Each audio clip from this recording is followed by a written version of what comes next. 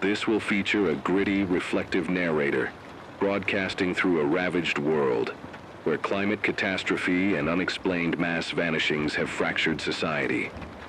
The tone is somber but persistent, balancing despair and survival with flickers of hope. The structure will follow a 10-part framework, beginning with a vivid setting and progressing through personal struggle, mystery, crisis, and fragile hope. The static hum crackles through the speakers before my voice cuts in. If you're tuning in, you already know the sky hasn't been blue in years. It's a bruised orange now, like an open wound, drifting low over a landscape we barely recognize. Welcome back to the last broadcast standing, out here on the edge of everything. I lean into the microphone and take a steady breath, though the sulfur-tinged air burns my lungs. All around me the world has fractured. Once gleaming skyscrapers lie half-sunken into deserts of cracked concrete.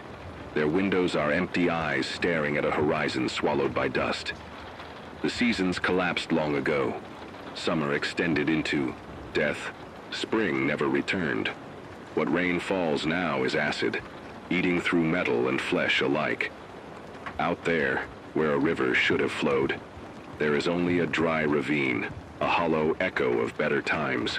The Mississippi, the Thames, the Yangtze, they're all ghost channels of cracked earth in this new era. Drought has leached every drop of life from the land, and wildfires have danced across continents in endless loops, blackening forests that once breathed hope. Even the wind carries ash instead of fresh air, and every inhalation tastes of loss. Cities that once pulsed with human heartbeat are now silent cathedrals of ruin. Street lamps lie bent like broken prayer candles. Rusted cars stand in formation, tombstones for lives that vanished in the blink of an eye. Public squares, places that once held laughter and protests, are now staging grounds for scavengers, picking through the bones of our past. I see them on the satellite feed, moving like ants across a carcass, each searching for a water canister, a single tin of beans, a scrap of cloth that still feels like warmth. Government institutions folded months ago, swallowed by chaos. There are no mayors, no presidents, no parliaments debating policy, only ragged survivors bound together in desperate enclaves.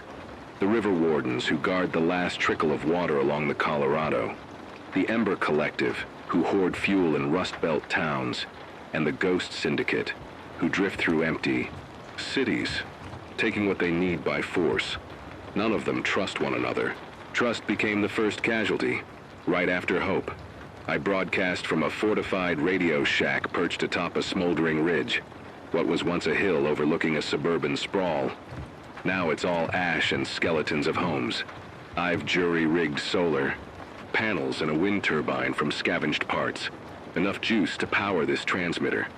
The generator groans like a wounded animal, but it holds. Every evening at dusk, when the light fades to that unnatural crimson, I share what I know. Weather warnings, scavenger camp sightings, rumors of safe corridors. Information is currency, and it's the only thing keeping us connected. Nightfall is the worst. Temperature swings split the world between blistering days and freezing darkness. In the cold, bodies break down faster, and bandits become bolder. I've seen signal antennas toppled in ambushes, radios smashed for scrap metal.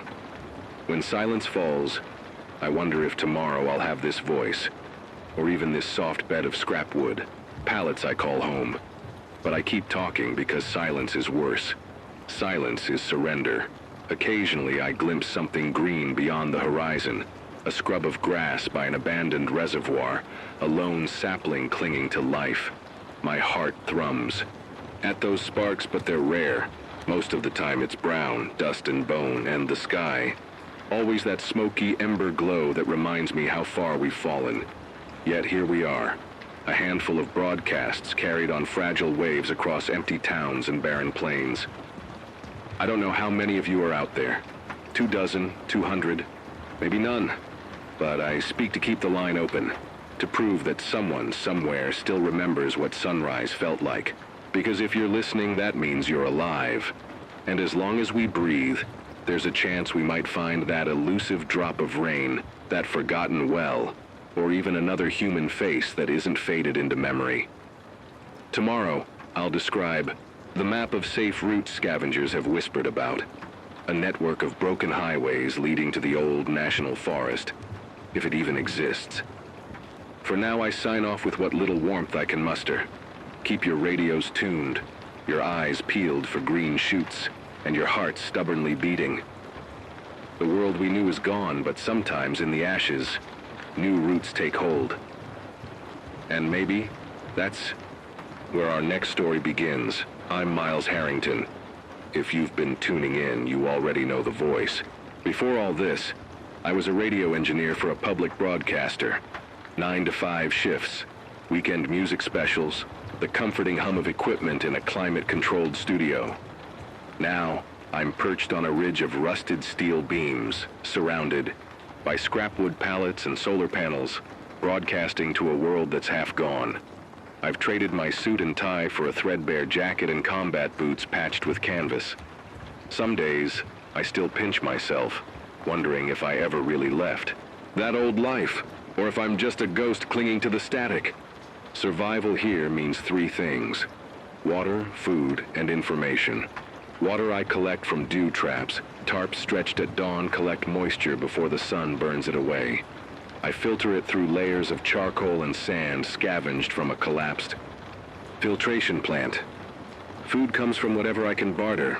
Dried mushrooms grown in a hollowed grain belt silo. Canned lentils looted from supply runs. The occasional egg from a small coop of rust-tolerant chickens. I share what I have over the airwaves in exchange for news. Safe camps, bandit movements, or, if I'm lucky, a hiss of laughter when someone jokes about the old world. What keeps me going isn't just the generator's groan or the static's lullaby. It's the conviction that someone, somewhere, still needs this voice. I lost my family on the day the septic farms gave out. My wife, Elena, and our daughter, Sophie. We'd been rationing water. I thought we were safe in our suburban enclave, until the well went foul and sickness spread like wildfire. They slipped, away in the haze of fever, their hands cold in mine. I buried them beneath the aspen grove on the hill, marking the spot with a chipped radio antenna. For a long time, I couldn't broadcast at all. The static felt like their absence screaming back at me. Responsibility reached into that void and shook me awake. I remembered the endless nights I sat behind mixers and microphones, connecting strangers with stories and songs. The world needed connection more than ever now, maybe desperately so. I rebuilt a transmitter out of scavenged parts, welded a makeshift frame to hold solar panels, jury-rigged a wind turbine from a downed drone's rotors. Every screw turned and solder joint sealed was a promise. You're not alone. My companions are few but essential. Jonah, a former cartographer, keeps maps of water sources and safe routes scribbled on waterproof parchment. Zara, an ex-botanist, tends to a small greenhouse chamber, coaxing mutated seeds into edible sprouts. Malik, once a paramedic, patches wounds and teaches basic triage over the air. We share this radio shack, 4 souls bound by a single mission. We're not friends in the old sense. There's no room for frivolity when every drop of water counts. But there's a quiet trust between us, built on shared silence, shared hunger, shared grief. There are nights I still hear Elena's voice in my dreams, calling for me from a field of withered sunflowers. Sophie's laughter echoes in the wind's whistle through the broken shutters. Waking from those dreams is a jagged shock, body drenched in cold sweat, heart beating like a hammer. I stumble to the radio, flip switches, desperate for a signal. Anything to drown out those memories. That's when I speak. You're listening to the last broadcast. Stay with me. The words are a tether, pulling me back from the brink. I've seen hope flicker and die in other hearts. Raiders once ambushed a convoy carrying medicine.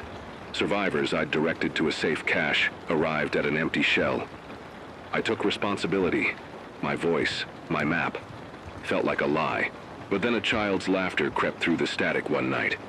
A girl named Lila, scavenging near the old pine grove, thanking me for guiding her home.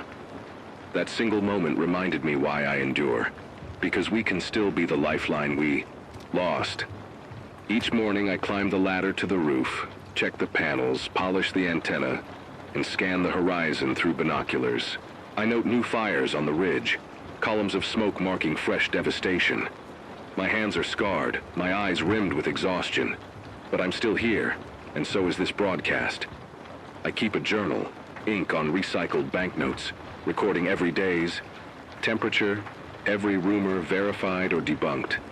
I read it on air when the mood calls for facts instead of philosophy. Science grounds us, stories keep us human. Sometimes I wonder if resilience is just a fancy word for insanity. Refusing to quit when every system you knew has failed. There's a grim humor in that. But in the shards of civilization, resilience builds bridges. When I describe a new water filter design, or recite the names of plants that survive in acidic soil, I'm not just passing time. I'm constructing tools for survival.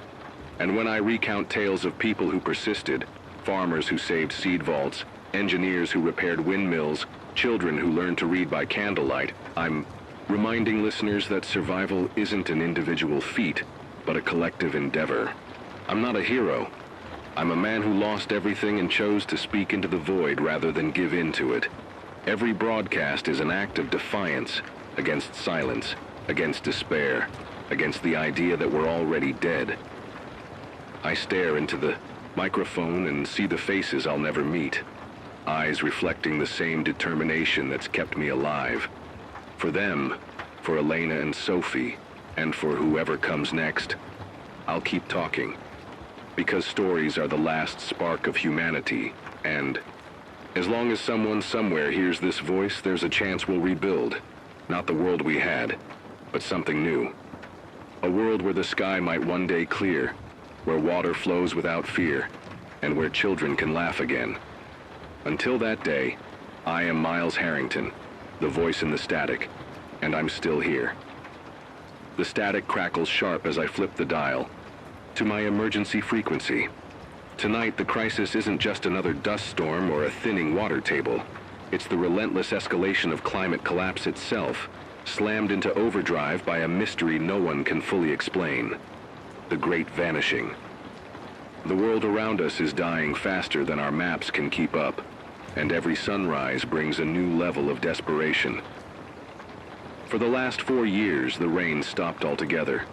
The sky, once a fickle painter of clouds, hardened into an iron dome, offering no mercy. We called it the summer that never ended, but that was a lie. Summer ended only in the nightmares we wake from. Daytime highs regularly breach 50 degrees, 122 degrees on the plains, while nighttime dips scrape freezing, an oscillation that shatters fragile infrastructure and strains battered bodies.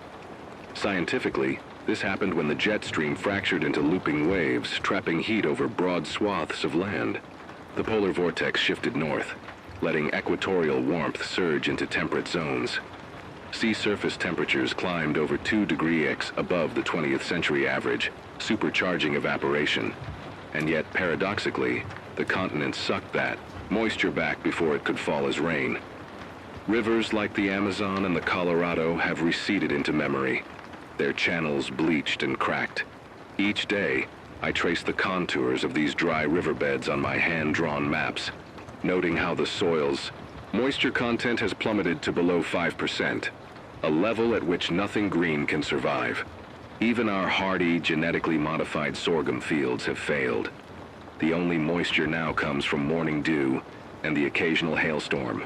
But those hailstones are laced with nitric acid from atmospheric pollutants, corroding equipment and irritant. To skin and lungs as drought drags on, the tinder of dead vegetation clogs our valleys. Wildfires have become permanent fixtures, raging in cycles too rapid for forests to regenerate. The air we inhale carries particulate matter at 10-20 times the World Health Organization's safe limit. Each breath is a gamble, chronic bronchitis, lung scarring, or the slow creep of pulmonary fibrosis. I broadcast air quality indexes scrawled from battery-powered sensors, PM 2.5 readings of 350 UGM3 in the Delta Basin, 270 UGM3 near the old Silicon Valley. I tell you, build a makeshift air filter. Wet a cloth, fold it over activated charcoal, press it into any mask you can find, It won't protect you completely, but it buys time. The Ember Collective taught me that one. Petroleum reserves ran dry months ago, and refineries have either exploded or been abandoned. Gasoline now trades like gold. Only raiders and the Ghost Syndicate have the convoys to obtain it, and they charge in bullets per gallon. Solar panels cover every scrap of roof worth looting, but dust settles in minutes, cutting output by half. The wind turbine I cobbled together from drone rotors only turns when the gusts hit exactly 20 knots. And then the generator's bearings squeal so loudly, it's a target beacon for anyone within earshot. Actionable advice here. Clear your panels daily, using spit wipe and a soft cloth. Angle them to catch the milky dawn light, not the midday blaze. Create a solar still. Dig a basin, line it with plastic, place a cup in the center, cover with plastic sheet weighted around the edges and let condensation drip in. 1 square meter can yield half a liter in 12 hours. Life or death in this world. Amid the environmental carnage, something stranger unfolded. Millions simply disappeared. One morning, whole neighborhoods emptied overnight. Hospitals, schools, factories, all silent. No bodies, no clues. Phenomenon some scientists call event horizon. Others call the blink. Technically, nobody knows. Seismic readings show odd tremors, low-frequency pulses that ripple through Earth's crust, but no volcanic eruptions. Electromagnetic. Anomalies were recorded on now-dead satellites. Bursts of gamma-ray spikes under 20 microseconds in duration, too brief to pinpoint. Hypotheses swirl. High-energy particle events, temporal distortions, biological contagions that devour phase space. I don't pretend to understand, but I do know this. After the blink, the strain on survivors doubled. Suddenly, water caches went unguarded. Fuel stockpiles were abandoned. Weapons and food became even more precious and even scarcer. Raiders intensified their raids, emboldened by the chaos. Survivor enclaves fractured under the pressure of newcomers who'd lost everything in the vanishing. Trust became a currency more rare than water. Local governments collapsed when their councils vanished. Military units disbanded. Soldiers either deserted or became mercenaries. Aid organizations sent one last convoy. Never arrived. International cooperation? A forgotten dream. In its place, factions carved out territories around the last functioning. Resources, river wardens. Vigilantes turned guardians, policing trickles of spring water in the southwest. They trade permits printed on waterlogged paper.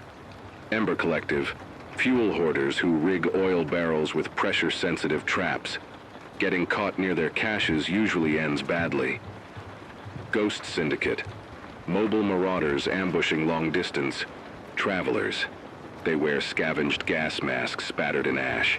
A devilish silhouette. My broadcast is the only neutral ground. I don't claim land, I just claim airwaves. But that neutrality is a luxury I'm desperate to maintain.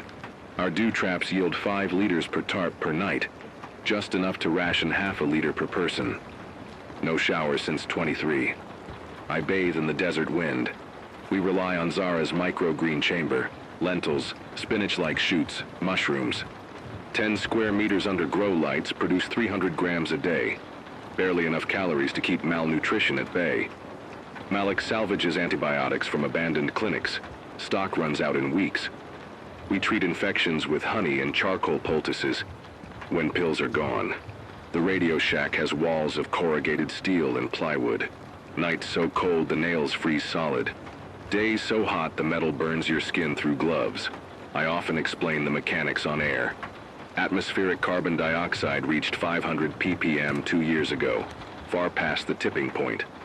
Permafrost thaw unleashed methane spikes of 1,200 ppb, amplifying. Greenhouse forcing. Ocean acidification is erasing plankton blooms. Without them, half the planet's oxygen budget is in jeopardy.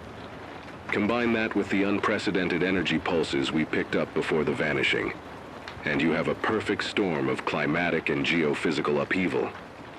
When listeners hear numbers, 500 ppm, 1,200 ppb, they nod and take notes.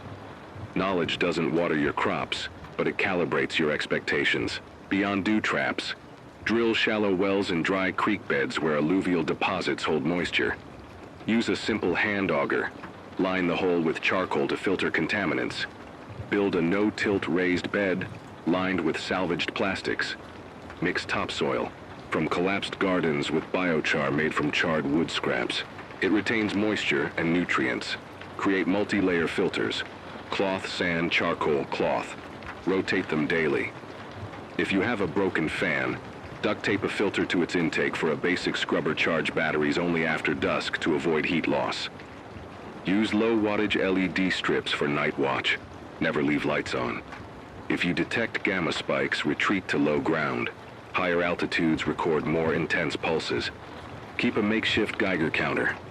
A photodiode and DIY amplifier can give crude counts. It's not perfect, but better than walking blind. Every day, aquifers drop 10 centimeters. Soil salinization creeps upward, turning farmland into crusted flats. Polluted air exacerbates lung diseases, doubling mortality every dry season. Factional skirmishes cut off supply lines. The river wardens closed the main trade route last week. And then there's the psychological toll. Isolation breeds paranoia. Grief breeds despair. People are vanishing not just by blink events, but by giving up. When I speak into this microphone, I feel time slipping through my fingers. Every statistic, every recipe for survival, every ragged warning about approaching sandstorms, it's all stamped with a countdown. If we don't adapt our habits, gather community, and apply these tips, extinction won't just be a theory, it'll be tomorrow's headline. So I end each segment with the same plea. Listen closely, share this frequency with anyone you can. Reach and don't let the world go silent again. Your life, and the lives of those still out there, depends on it.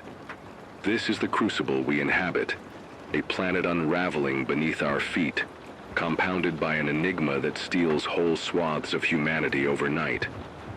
But knowledge is power, preparation is survival, and community, fragmented as it may be, is our only defense against the darkness closing in. I don't know how many sunrises we have left, but one thing's certain, the crisis isn't waiting, and neither will I. The storm of our lifetimes is here, and we either rise to meet it, or we disappear altogether. The air is thick with dust again. It clings to everything. My clothes, the antenna coils, even the pages of my journal. There's no escaping it, and breathing feels like sucking in a fireplace. We're down to 2 days' worth of clean water. Maybe 3 if we cut back. And I can hear Malik coughing more at night. A hollow sound deep in his lungs. Not the kind of cough you recover from out here. Still, I broadcast. Even as my throat tightens and the solar batteries give out mid-sentence, I broadcast. It's the one thing I can do. I tell people what I know. I read the air quality index, I chart weather patterns. I remind people how to build traps, grow fungus, clean wounds. But lately, it feels like I'm whispering into a void that gets deeper each day. And then, this morning, a garbled voice cut through the static, short, frantic, and half lost in interference. Springline active. Repeat, springline's active. Coordinates, CU static and working, CU static, clean. Springline. A name I hadn't heard in a year. Some said it was a myth, a failed water treatment initiative hidden beneath the old hydro labs near Boulder, Colorado. Others said it was just propaganda, set up to lure desperate people into ambushes by raiders or worse. But the transmission was real. The urgency in that voice wasn't manufactured. And for the first time in weeks, something ignited in me. A question. What if it's true? We were already in a bad way. Now it's worse. 3 nights ago, our last working inverter shorted. Lightning struck a dry mesa a few kilometers away and fried the entire charge regulator through the ground wire. Without it, the solar rig won't hold power overnight. No energy means no lights, no filtered air, no grow lamps for our food sprigs. Zara's greenhouse already smells like rot. Fuel? Forget it. We haven't had enough diesel to run the backup generator in a month. We've scavenged batteries from abandoned electric cars and reconditioned cells from solar lawn lights. But those don't last. The nights grow colder as the upper atmosphere thins. Malik said he saw frost forming inside his tent flap. In June. The land around us has changed too. The cracked flats to the west, once dry and lifeless, have started emitting sulfuric fumes. At first we thought it was a chemical dump reacting to the temperature swings. But last night, I saw flames dancing just under the crust. Spontaneous combustion. The Earth itself is burning now. Not literal ghosts, though you'd be forgiven for thinking so. The ghost syndicate came down from the north again. Half a dozen of them, wrapped in rags and gas masks like ancient plague doctors. They didn't knock. They didn't ask. They just walked through our perimeter line like it didn't exist. We'd built that perimeter weeks ago. Makeshift fencing, some barbed wire, a few trip alarms connected to car horns. All useless. I watched them from the shack's one intact window. They didn't loot, they observed. One of them bent down and scraped a handful of soil into a pouch. Another pressed something against a support beam of our radio tower. Then, without a word, they left. Malik says they're mapping something. Maybe surveying collapse zones or scanning for anomalies like the ones that preceded the vanishing. Zara thinks they're the reason for the vanishing. I don't know what to believe, but I haven't slept since. 3 days later, I heard a knock, not a horn, not a gunshot. A real knock, 3 times, then silence. I opened the door with my revolver drawn. We don't get visitors. No one does anymore. But there he stood, emaciated, shirtless under a sun-bleached poncho, holding a canteen with both hands like it was holy. He said his name was Len, that he came from the ruins of what used to be Las Vegas. He'd walked for 5 weeks, lost 2 fingers to frostbite in the mountain passes. Said he followed a signal. My signal. I heard your voice, he rasped. You said water could still be made. I didn't know what to say. I let him in. He's sleeping now, but what he told me while we boiled fungal tea shook me. South of here, near an old military weather station, he passed through. A canyon where vegetation still grows. Moss, even some hardy sedge. He saw frost catching in its blades at night and trickles of meltwater. He thinks it's runoff from a buried aquifer, maybe protected by a collapsed geothermal vault. But here's the thing. That canyon is less than 100 kilometers from the coordinates that garbled Springline broadcast might have come from. It's hard to know what to believe anymore. We've been conned before. 2 months ago, we tried to follow a signal promising food for all. It led us to a burned-out factory rigged with crude explosives. We lost 2 scouts. 1 never came back. So when Zara says this could be a trap, I get it. But Malik thinks it might be the break we need. Even if it's only water, he said. We can trade. We can broadcast its location. We can give people something. Something. Hope? I used to be careful with that word. In a world like this, hope can get you killed. But I also remember what it was like before we lost everything. I remember the faces of the ones who vanished. My sister among them. She was on a supply run when it happened. 1 minute she was joking through the static, then nothing. Like the signal was sucked from the air. If Springline is real, maybe there's more to save than just ourselves. Then came the freak storm. It wasn't supposed to happen. This region hasn't seen rainfall in 4 years. But last night, out of nowhere, the air went still. Like the world was holding its breath. And then the wind hit. Hurricane-force gusts, without rain. Just dust and static, whipping sideways, through our compound. It snapped the antenna mast in 2, ripped the tarp off the dew catchers. Malik was nearly impaled by a fence post hurled through the greenhouse wall. We're patching everything with duct tape and scavenged wire now. When the dust settled, the landscape was unrecognizable. Half our perimeter is buried in drift.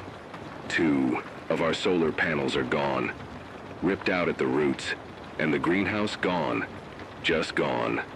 Len said it was a dry microburst, that the military used to track them before funding dried up.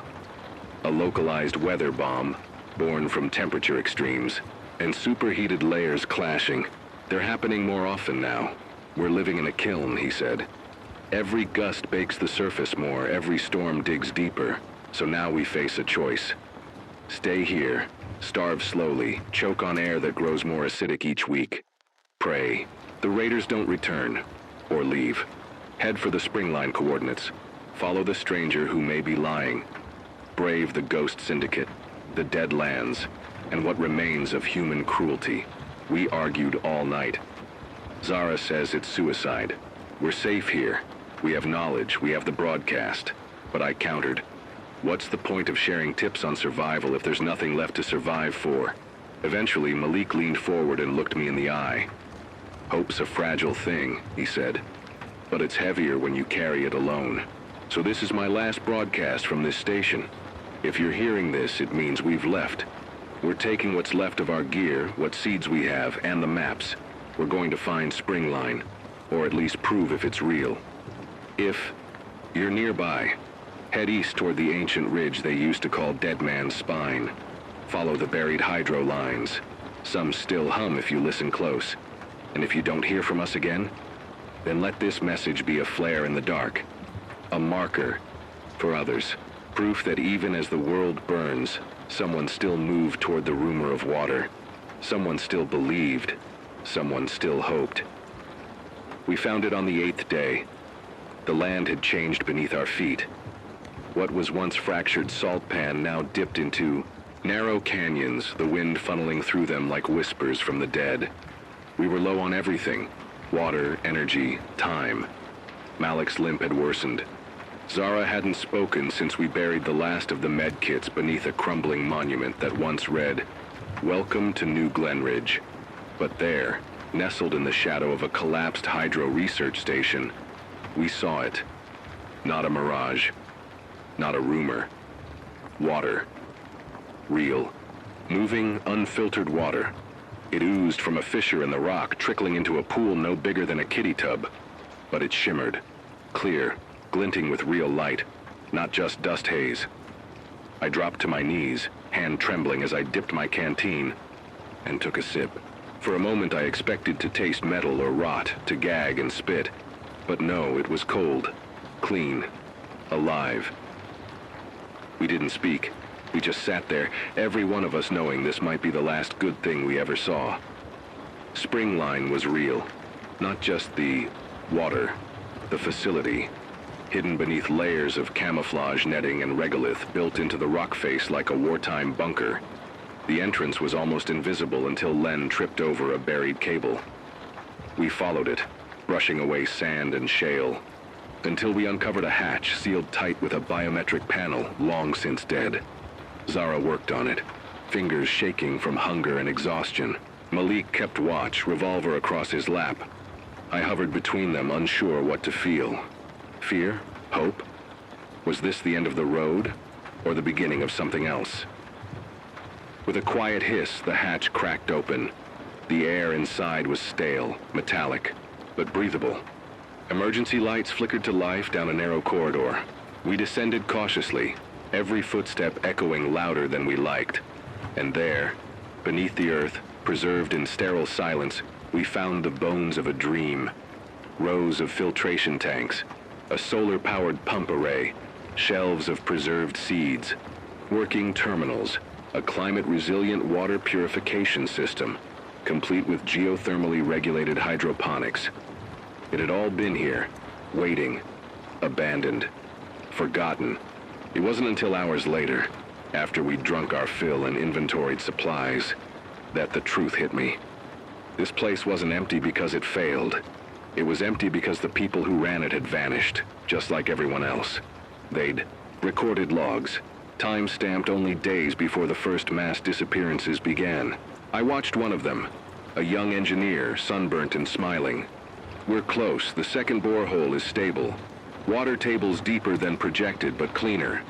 If we can sustain flow through the solenoid valve... She pauses, glancing off screen. Anyway, this might actually work. We might save someone. A pause. If anyone's still out there, keep coming. We'll hold the lights on. And then, nothing. The next log was static. They were gone. All of them. We were planning to... best regroup, maybe start transmitting again when the storm hit. Not a dust storm. Not a heat front. This was different. It rolled over the canyon like a solid wall, greenish-black, sparking with streaks of unnatural lightning. The smell came first, like copper and vinegar. Then the rain, thick, oily drops that hissed when they hit the ground. Acid rain. It melted our outer gear in seconds. Anything exposed was ruined. I pulled Malik inside with one arm, watching as his coat smoked, where the fabric had been eaten away. We sealed the hatch and prayed the old filters. Still worked. The storm raged for hours. The facility groaned, metal flexing like bones under pressure. We lost power twice. Zara had to hotwire the geothermal regulator using salvaged cables and half a circuit board. When the rain finally stopped, the desert above was steaming.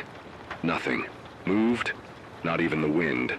Outside, the world had shifted again. What little vegetation existed had withered to black curls. The canyon's entrance, our only known path out, was half buried under slag debris. We were sealed in.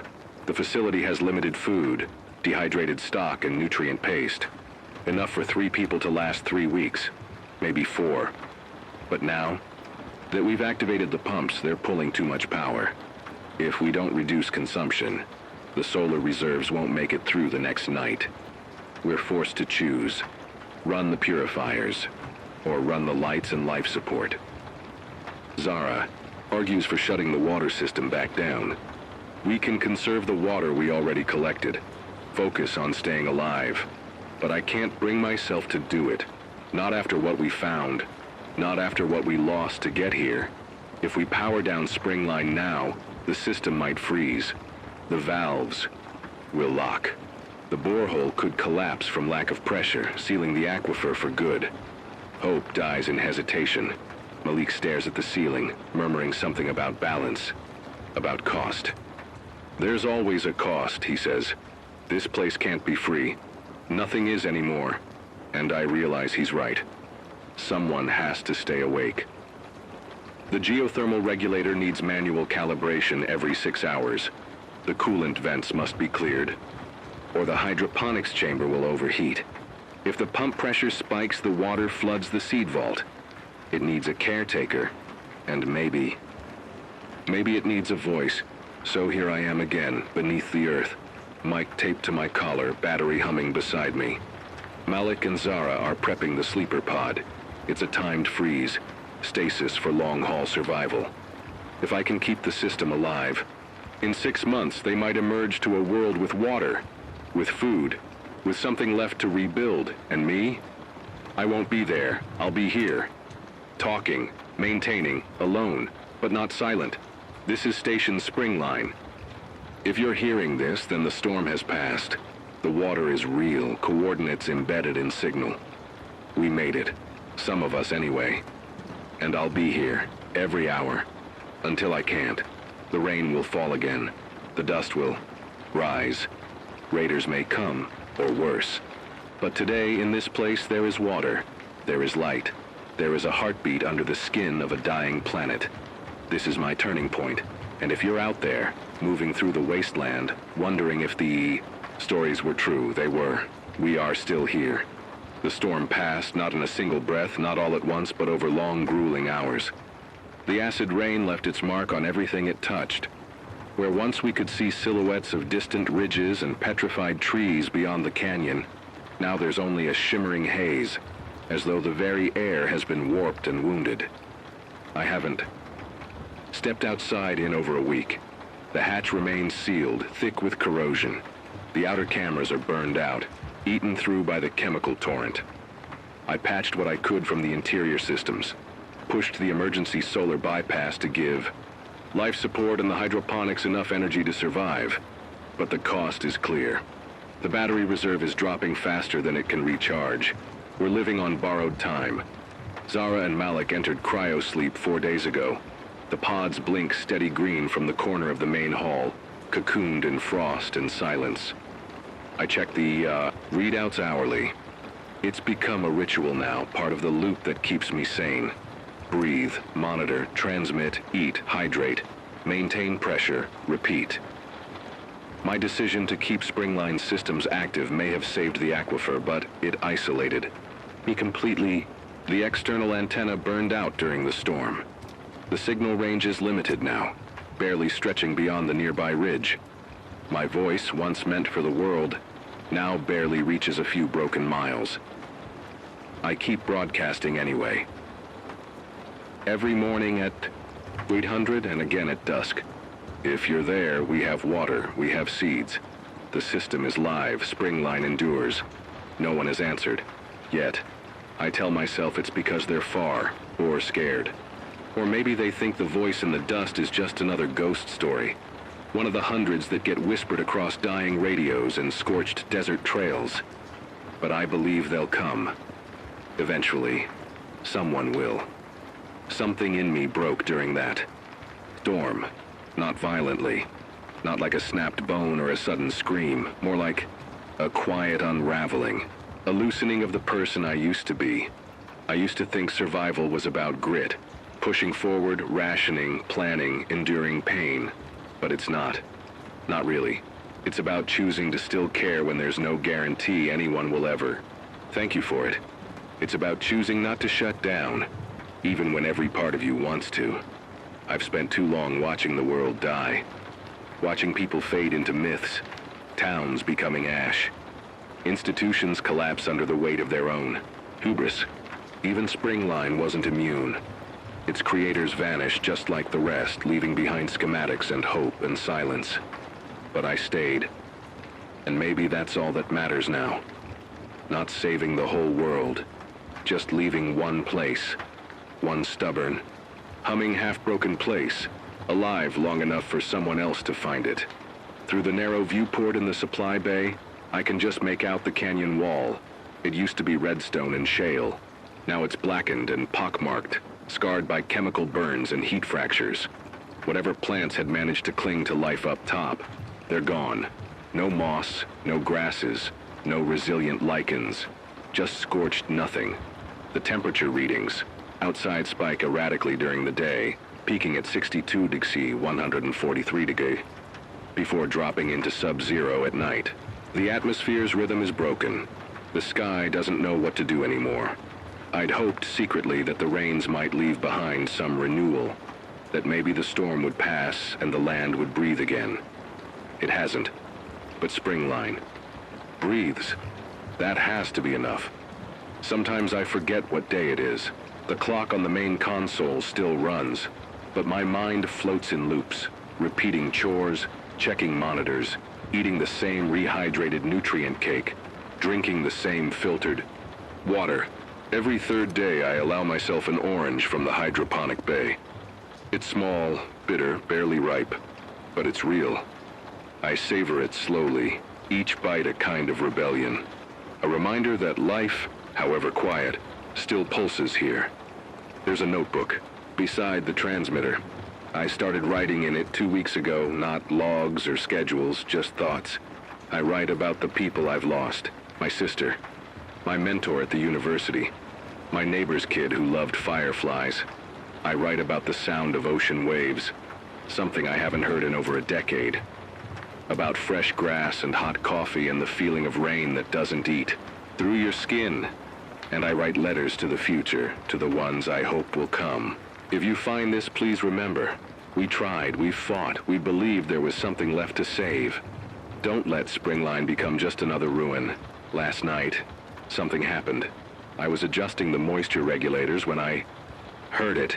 3 sharp blips from the receiver, not static, not echoes, a coded pulse repeated twice. I froze, staring at the panel. It was faint, barely a whisper, but it was there. Someone out there has a signal. It could be interference. Could be an old automated buoy buried under sand. Could be a trick of heat and wind. But maybe, just maybe, it's someone else. Someone still alive. Someone trying to find water. Someone who heard me. I don't know what happens next. Maybe the signal will vanish. Maybe I'll die before help arrives. Maybe Springline will fail, and this last breath of hope will curl into the dust, like all the others. But maybe not.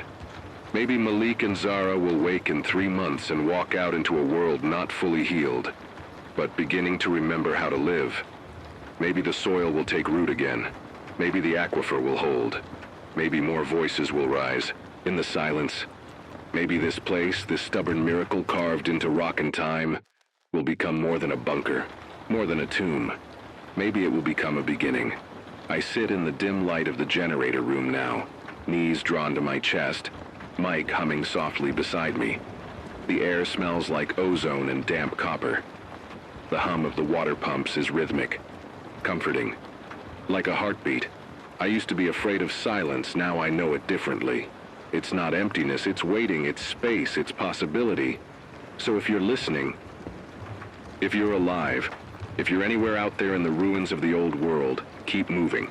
There's still water here, still light, still one voice in the dark, waiting. I don't know what woke me.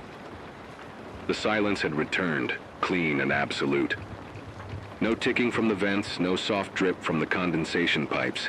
Just stillness, as if the entire station had paused to take a breath. Then came the sound. A single knock. Soft. Intentional. Not the wind, not the shifting of metal or the groan of old pipes. A knock. I froze, my hand hovered over the console, pulse racing. Was it real? Was I dreaming? Another knock, this time louder, followed by a pause, and a third. Someone, something, was outside. Sprinted to the manual hatch viewport, hands trembling as I wiped away the grime. And there, barely lit by the station's emergency glow, stood a figure, wrapped in layered cloth, dusted in ash, face shielded beneath a cracked visor. A stranger, human, alive. I stood there, stunned until I remembered how to move. I released the outer seal, the airlock hissed, depressurized, and then welcomed a stranger into the last oasis I knew still breathed. Her name was Naima. She had come from the east, traveling alone since her group was overtaken by a mudslide in the Badlands. 3 weeks without contact, 5 days without clean water. She followed the signal, my signal. She told me it had cut in and out, garbled, almost lost. But it was enough. It brought her here. And in her pack, sealed, carefully preserved, was something I never expected to see again. A vial of seeds. Not just grain or tubers. Something rarer. Ancient. Labeled in faded marker. Wild barley. Unmodified. Pre-collapse stock. She smiled when she handed it to me. A gift for the last garden. I didn't speak. Couldn't. My throat locked from a kind of joy I'd forgotten existed. We planted the seeds the next morning. The hydroponic beds were adjusted, light filters calibrated, moisture balanced just right. It would be weeks before we'd know if they sprouted. Months before harvest. Maybe longer. But we planted. And for the first time in years, I didn't feel like I was guarding a grave. I felt like I was tending to something living. That night, we sat by the old emergency stove. Its heat barely more than a flicker. We didn't talk much, just shared dry fruit and old stories. She told me about a monastery in the Rockies now overrun, about a solar tower that still beeps once a day in Nevada, about people who trade fresh water for knowledge. And I told her about Springline, about how I used to think the station was a curse, a coffin for ghosts. Now I think it might be a cradle. Of course, nothing is fixed. Not really. The solar grid is still fragile. The filtration system clogs more often. The generator hiccups when the sun burns too hot. We ration every day. We keep a schedule now. Divide the hours between maintenance, repairs, rest, and patrols. We take turns watching the ridge, just in case someone else hears the signal. Just in case someone comes. They might not. But we've prepared an extra bed. We've doubled our water reserves. Because this isn't the end. This is survival. Messy. Certain grinding and ongoing, so if you're out there, if you hear this, don't give up even if the sky doesn't clear. Even if the rains burn your skin. Even if you're walking alone across salt flats that used to be oceans. Keep going. Find a cave, a bunker, an old relay station with a blinking red light.